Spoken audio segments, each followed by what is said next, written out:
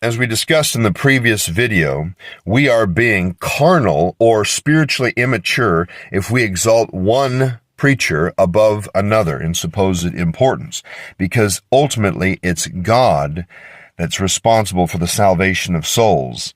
It says in chapter 3 and verse 8, "He that planteth and he that watereth are one." Whether you're like a spiritual pioneer in someone's life proclaiming the gospel, you come around later and water that word by reiterating what's already been said, you are one. One is not more important than the other. "And every man shall receive his own reward according to his own labor," not according to the results of the harvest, but according to your own labor. "For we are laborers together with God. Ye are God's husbandry, ye are God's building."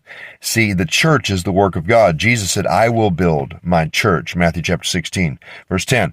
"According to the grace of God, which is given unto me as a wise master builder, I have laid the foundation," right? He has planted, laid the foundation, "and another buildeth thereon. But let every man take heed how he buildeth thereupon. For other foundation can no man lay than that is laid, which is Jesus Christ. He is the rock upon which the church is built," Matthew 16. And Peter doesn't disagree. He agrees. 1 Peter chapter 2 and verse 4, "To whom coming as unto a living stone, disallowed indeed of men, but chosen of God and precious, ye also as lively stones are built up a spiritual house."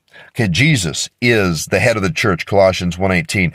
He is the one to have preeminence in all things. Verse 12, "Now if any man build upon this foundation," all right, you're in the church, you're saved, and you're living the Christian life.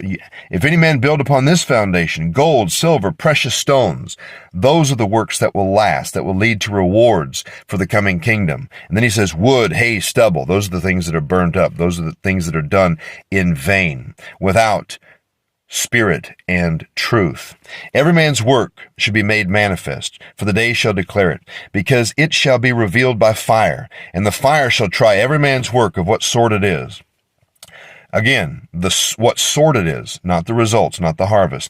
"If any man's work abide, which he hath built thereupon, he shall receive a reward."